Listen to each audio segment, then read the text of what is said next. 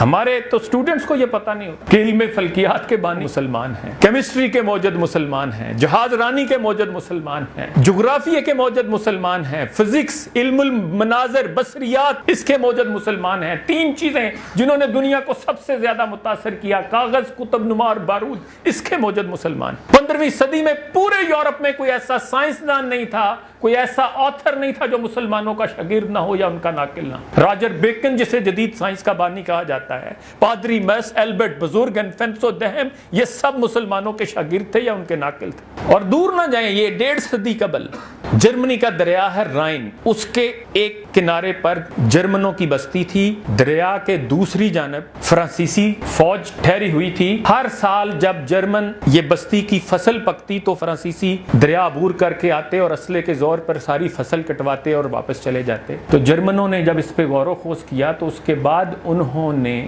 سلطنت عثمانیہ کے خلیفہ کو خط لکھا کہ آپ سلطان ہیں، آپ ساری دنیا میں عدل کرتے ہیں، اپنا لشکر بھیجئے تاکہ ہمیں اس فرانسیسیوں کے اس ظلم سے نجات ملے۔ اور سلطان نے اس پہ غور و خوض کیا اور اس کے بعد ایک بورے میں کچھ وردیاں بھر کے عثمانی فوج کی ان کو بھیجیں اور ساتھ خط لکھا، اور اس خط میں لکھا تھا کہ فرانسیسی بزدل ہیں، ان کے لیے سلطنت عثمانیہ کے ینیچری، یہ ان کے دستے کا فوج کا نام تھا، ان کے لیے ینیچری دستہ بھیجنے کی ضرورت نہیں ہے، ہماری وردیاں ہی ان کے لیے کافی ہیں، اپنے کسانوں کو یہ وردیاں پہنا دیں۔ انہوں نے وہ وردیاں پہنا دیں تو فرانسیسی فوج بھاگ گئی، اور اس کے بعد انہوں نے اپنے قصبے کی سب سے بلند عمارت پر عثمانی فوج کا جھنڈا آویزاں کیا، اور ہر سال اس واقعے کی یاد میں وہ میلہ منعقد کرتے رہے۔ ہلاکو خاں محمود غزنوی کی قبر پر آتا ہے اور لات مار کر کہتا ہے کہ سر از قبر بر کن تماشا ببیں،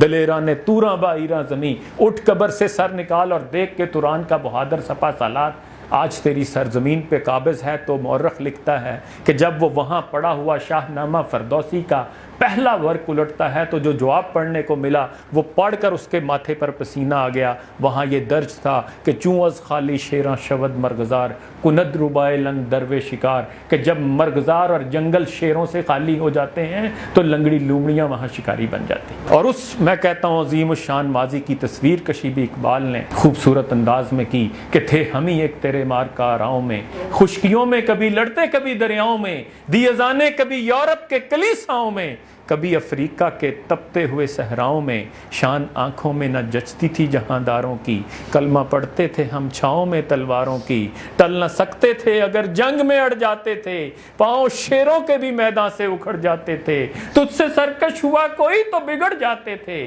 دیکھ کیا چیز ہے ہم توپ سے لڑ جاتے تھے، نقش توحید کا ہر دل پہ بٹھایا ہم نے، زیر خنجر بھی یہ پیغام سنایا ہم نے، اور دشت و دشت دریا بھی نہ چھوڑے ہم نے،